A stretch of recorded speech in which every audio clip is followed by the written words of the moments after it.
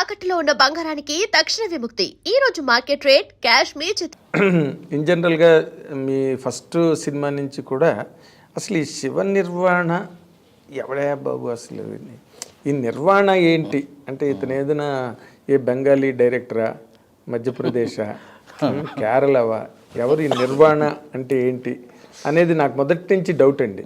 ఎక్కడి నుంచి వచ్చిందండి నిర్వాణ అన్నది? నిర్వాణ నేను పెట్టుకున్నదేనండి. ఇన్స్పిరేషన్ ఏదండి, చిన్న స్పిరిచువల్గా నాకు ఇష్టం. ఆ స్పిరిచువల్ యాంగిల్ అనేది వంట పట్టించుకోవడం అనేది కొంచెం ఆ ఇష్టం ఉంది.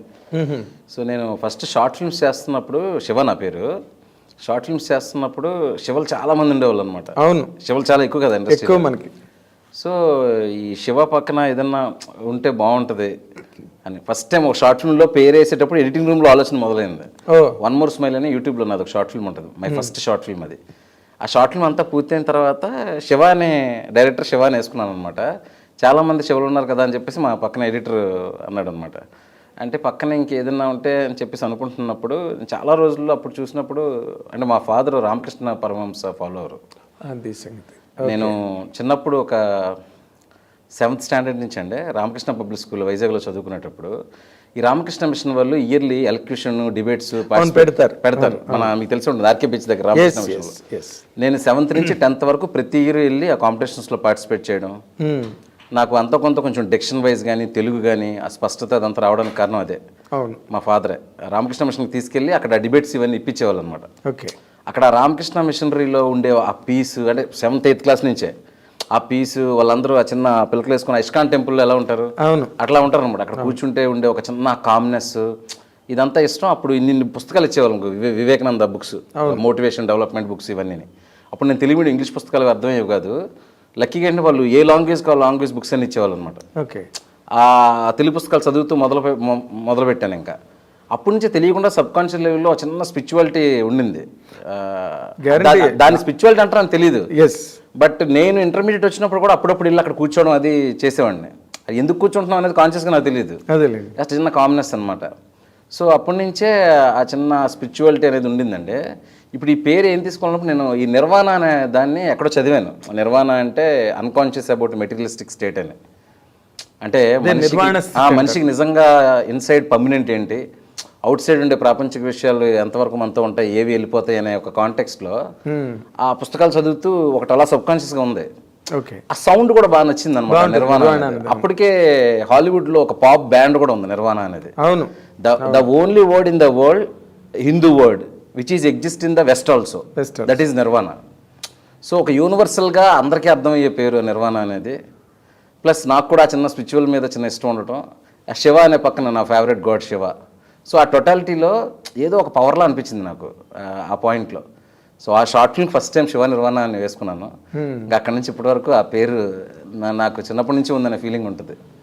అంటే ఒరిజినల్ నేమ్ ఏదైనా ఉందా? శివ, ఉట్టి శివ. ఓకే.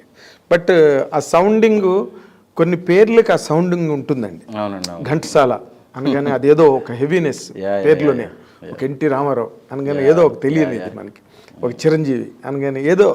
అలాగా మీ పేరు కూడా నేను చాలాసార్లు అనుకున్నా, ఈ శివ నిర్వాణ ఏంటి ఎప్పుడో కలిసినప్పుడు అడగచ్చులే అన్నది నాకు అట్లా రికార్డ్ అయ్యి ఉంది. అందుకని ఈ సందర్భంగా మిమ్మల్ని అడిగాను అనమాట. Very very nice evolution of thought మీది. ఎందుకంటే ఎప్పుడో చిన్నప్పుడు వెళ్ళాం కదా అని వదిలేకుండా ఆ రామకృష్ణ దీన్ని అది ఇంబైబ్ చేసుకుని మీరు ఆ క్వాలిటీని. మొదటిసారి నిన్నుకోరిలో చూసుకున్నప్పుడు మా నాన్న చూసి పేరు చాలా బాగుందన్నారు. మా ఫాదర్, ఆయనకు కూడా మేబీ తెలియదు ఎలా ఏ కాంటెస్ట్లో నేను తీసుకున్నాను, ఇంటర్వ్యూ ద్వారా ఆయన తెలిసి ఉంటుంది. అంతే. మీరు నార్మల్గా పెద్దవాళ్ళు అయిపోయిన తర్వాత పిల్లలు ఏం చేస్తారో, ఎందుకు చేస్తారో నిజంగా పేరెంట్స్కి ఒక్కసారి తెలియదు. అలాంటి పరిస్థితి ఇది. ఇంత ప్రపంచ ప్రఖ్యాతమైన మీ శివ నిర్వాణ ఎందుకు వచ్చింది ఆ నిర్వాణ అని మీ నాన్నగారికి తెలియపోవడం ఇందులోనే మంచి డ్రామా. ఇప్పుడు ఈ ఇంటర్వ్యూ ద్వారా తెలియాలి. నిర్వాణ పేరు పెట్టుకున్నానని ఆయన చూస్తున్నారు, బట్ వై దీని వెనకాతల ఎంత కాజ్ ఉందనేది తెలియదు ఆయనకి. ఎగ్జాక్ట్లీ. Very nice. అయితే ఇప్పుడు ఇన్ జనరల్గా మీరు నిన్ను కోరి సినిమాతో స్టార్ట్ అయిన మీ కెరీర్ నిన్న ఖుషి వరకు కూడా మిమ్మల్ని ఒక స్పెషల్ డైరెక్టర్గా ఇండస్ట్రీలో మీకు ఒక ప్రత్యేకమైన ఒక ఇమేజ్ని క్రియేట్ చేయడానికే మీ సినిమాలన్నీ ఉపయోగపడ్డాయి. అవునండి, అవును. దాని మీద మీరు ఏదైనా అంటే వెళ్తున్న రొటీన్ ట్రాక్కి దూరంగా వెళ్ళాలి నేను అని అనుకుని చేసినవా, లేకపోతే ఒరిజినల్గా వాటంతటా వచ్చి ఐడియాలుగా మారి సినిమాలుగా వచ్చినవా అండి? కాన్షియస్ ఎఫర్ట్ అస్సలు కాదు sir, conscious effort. Conscious effort అసలు కాదు.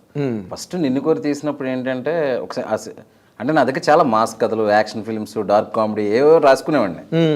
నిన్ను కోరి టైంలో ఈ పాయింట్ ఎక్కువ మందికి నచ్చేది నా దగ్గర ఉన్న ఐడియాస్లో. నిన్ను కోరి అది నాన్నగారికి ఫుల్ ప్లెడ్జ్డ్గా కథ చెప్పినప్పుడు ఆయనకు బాగా నచ్చడం.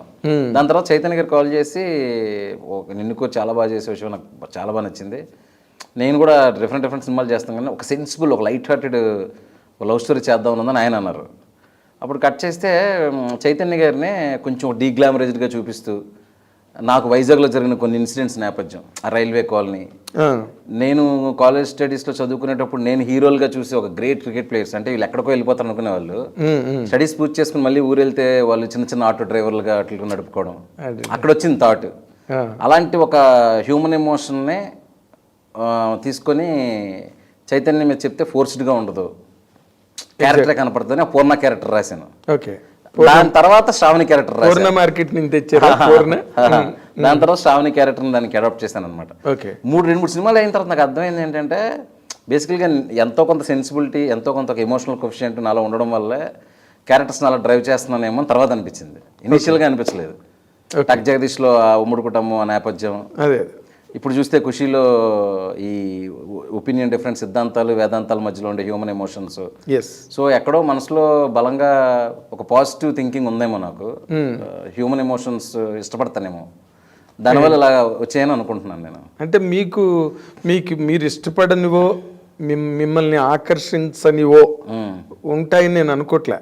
ఎందుకంటే రామకృష్ణ ఒక చిన్న ఏజ్లోనే మీరు రామకృష్ణ పరమహంస, ఆ అట్మాస్ఫియర్, ఆ ప్రీచింగ్స్, వాటికే మీరు అట్రాక్ట్ అయ్యారంటే there must be some refined inner self. అవునండి, ఉంటుందండి. లోపల ఏదో లేదే కనెక్ట్ అవ్వడం కష్టం.